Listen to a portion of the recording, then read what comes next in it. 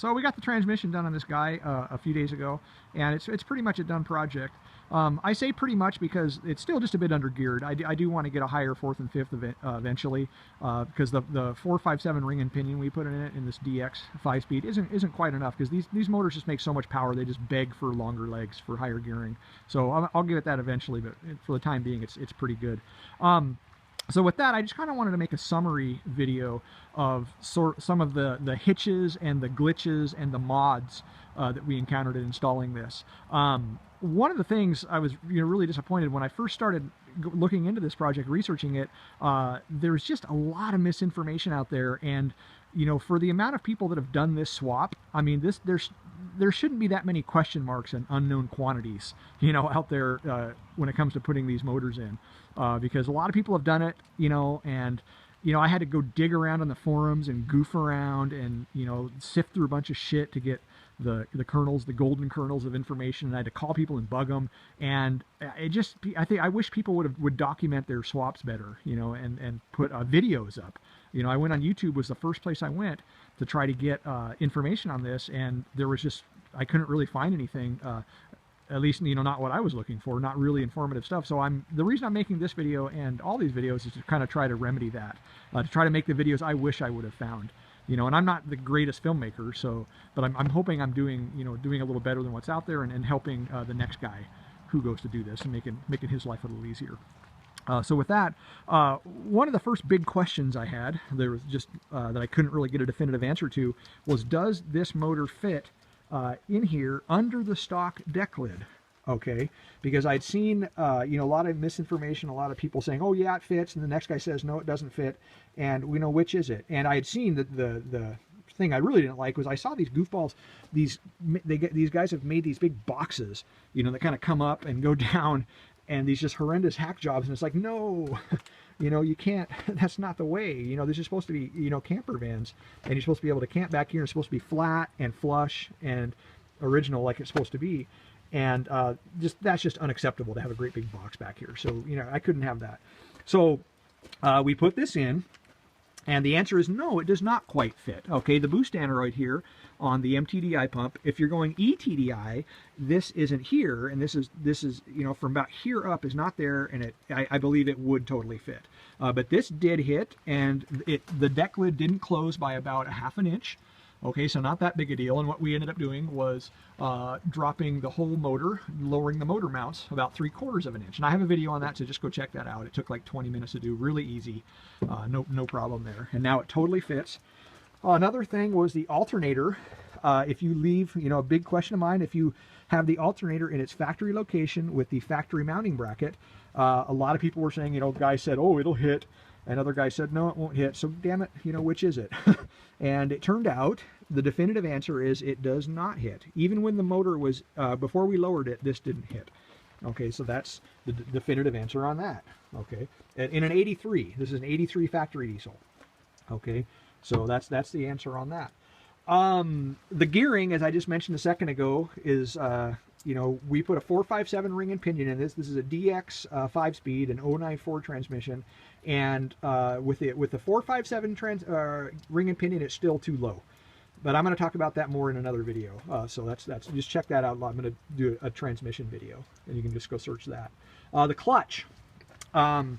The Vanagon diesel clutch is inadequate. The OEM clutch that came in these for the 1.6 is inadequate, as we found out. We put this motor in, and because we knew we were doing the transmission later on in a couple weeks or something, we just left the factory clutch in it, and this motor just spun that clutch out. So we had to dial the pump way back to make it work. So the answer on that is no. The factory diesel Vanagon clutch won't work, but Carl Mullendor, who's just a superstar, I've mentioned him before at Westy Ventures in Bend, Oregon, just a great source of information. He pointed me to the solution, and that is using the TDI clutch, the original clutch for this motor, the flywheel and the pressure plate, because the pressure plate is much beefier than the original Vanagon diesel pressure plate. And you use the water boxer, the gas Vanagon clutch disc. Okay, because the input shaft on that clutch disc will match this, and the TDI clutch disc will not. So, but use the TDI flywheel, TDI pressure plate, and the gas Vanagon clutch disc, and that works like a champ. Sometimes apparently the diesel bell housing, or the bell housing will rub on the on the pressure plate, but in our case it did not. It just bolted right in and no problem at all. So that's the answer on that. AAZ exhaust manifold, big question I had. Does that really clear the driver's side turbo, or motor mount, I'm sorry. And yes, it does. If you use the AAZ exhaust manifold, it flips the turbo up and allows it to clear the driver's side motor mount that's down there. In fact, I'll show you right here. I think I might have shown this in another video, but it allows it to clear that motor mount right there, that big aluminum guy. And the only thing that just barely touched was the wastegate control, that boost module right there. Barely touched that, and I ended up using a die grinder and just grinding a little bit off, about 1/4 of an inch at the most. And it took like 10 minutes and it was done. And you could even do it with a file. We're not talking about very much. So yeah, so if you use the AAZ exhaust manifold, that totally clears that driver's side, or the driver's side motor mount, and no fabbing or any other funny business, just maybe a little grinding if it touches. So that's the answer on that. That worked really well. Glow plugs, another question I had was, can I use my factory glow plug system with the AHU glow plugs and glow plug harness? Because I have a 15-second glow plug relay, which is the slow relay. There are fast relays, I think, are 7 seconds that came in these too, but I have the 15-second slow one. And my question is, that I had was, will that cook the AHU glow plugs? Because I wasn't sure, maybe I didn't know if those were, a newer type of glow plug that were, not designed to go for very long. And I called around, did the research, and the answer was, I forgot who told me, but it's a reputable source, told me that the computer, the factory, the AHU computer, will turn these glow plugs on, and I think he said anywhere from a half a second up to 20 seconds. So the 15 seconds in my glow plug relay was just fine for those. It wouldn't cook those, they'd be totally fine for that. And the glow plug harness, you can see the factory AHU glow plug harness, will have 2 little pigtails coming off of it, and those just splice right into the wire that went to your original 1.6 glow plugs. And that works great, and that's the answer to that. Oil supply and return lines for the turbo. Okay, originally what I did is I used the hard line, the factory black, hard line that went over here, and I heated that and I bent it, because when you use the AAZ manifold, it flips the turbo up, as I said, and that hard line no longer will fit that. It's it's in a different place, so I had to bend the hard line and to make that fit, and that worked for a while. But then what I ended up doing was just going to a hydraulic shop and getting this sweet braided stainless line made up, as you can kind of see there. And that's really the ticket. This is Teflon inside of it, and braided stainless line, and it's really tough. It's rated to 4,000 psi and 400 degree Fahrenheit working temperature, and chemical resistant, gas resistant, everything. So really, really tough, far beyond what the duty it's going to see in this motor. So overkill. The oil return line is going to the factory location, okay, on the block. As you can see, and what I did was I just cut the flanges off and flared them out and put a hose on there. And you can see that right there, if I can ever get the thing to focus. Yeah, you can kind of see it there. So I used the factory ends, flanges, and put a hose on there. And eventually, pretty soon, I'm going to go in and get a sweet braided stainless one made up for that as well. But this is working pretty well. But it's going to the factory location on the block. That's the important part. Flanges, coolant flanges was another thing that I had questions about. And I wanted to use the original Vanagon Diesel, the 1.6 coolant flanges, because they hook up to the original wires. There are only 3 of them, but it's nice that they hook up. It just makes it a sweet bolt-in install. And my question was, will that fit on the AHU head? Yes, it does. It bolts right up, and it worked great. And same with the water pump flange down here.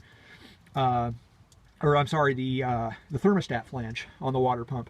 I used the aluminum one off the 1.6, and that bolted right on, and it works great. Because I'd rather have aluminum than plastic any day. What else? Air filter. I made a video on this, so just go check out the air filter video. But for now, you can see I got a K&N filter back there in the factory location, just going to, with a custom air boot, going down to the turbo. Really, really slick way to go. Suspended by a timing belt. So just go check out the video. I'll go into the detail on that. Next is the fuel filter. You got to figure out what fuel filter you're going to use. because the filtration on the Vanagon Diesel filter doesn't go fine enough for what this motor needs. And I made a video on that too, so just go check that out. That's the filter I ended up sourcing so I could retain this sweet, the factory Vanagon Diesel housing. Twist on, you know, filter. It's really nice. So check out the video on that. The overflow tank, the coolant overflow tank, is another thing I had a question about.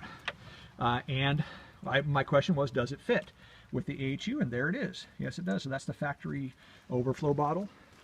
And that fits really nicely right there. And I thought, you know, I didn't know if it was going to clear, and it clears easily by like an inch, maybe even inch and a quarter, inch and a half. It clears the upper timing cover really nicely. And that worked really well. The exhaust, you know, was a question I had. How are people doing their exhausts? And I just looked around and I kind of engineer this and figure out how I was going to do it. I did it in the OEM fashion. I made a video on this, so just go check out the video. But that's how it ended up. Stainless can and polished aluminized steel, hung in the OEM fashion. That's very important. So just go check out my video. There's some important stuff in there on that. The oil dipstick was another little thing that popped up.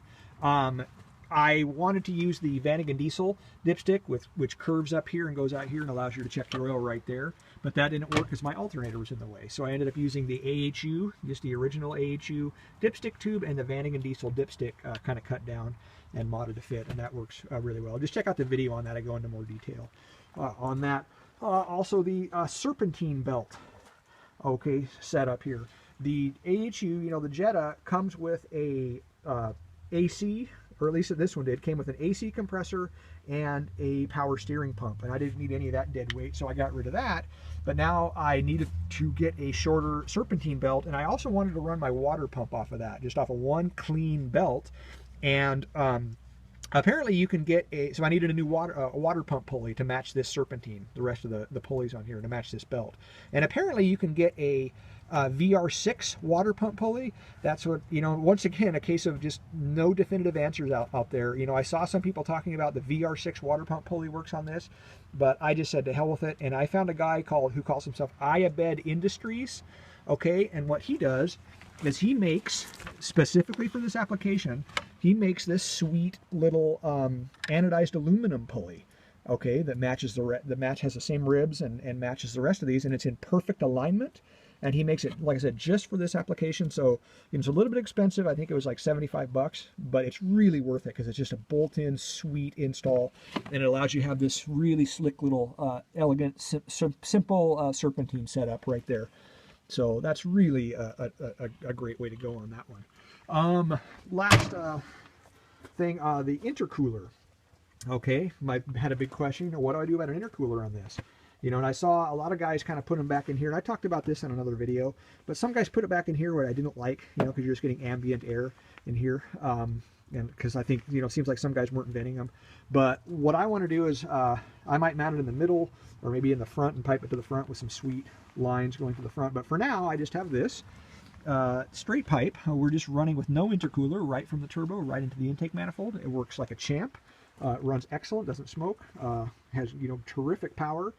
Of course, it could have more power and even more efficiency with an intercooler, but for now this works great. I might even leave it like this because it runs so well and it's so simple. Also, the starter, I didn't mention this. Part of that clutch solution, okay, when you use the Jetta flywheel, has a, oh gosh, behind the ring gear, there's metal behind the ring gear, where on the Vanagon Diesel there is not. So that when you use the Vanagon Diesel, this is a Bosch Vanagon Diesel starter, okay, and that will interfere, that will hit the Jetta flywheel, okay. And the trick to that is you can either get the flywheel machined, or you just grind a little bit off the nose of the starter where it hits. And when you put it in, you'll see where it's hitting. So that's really easy to do. So you just got to mod that a little bit, and you'll be down the road.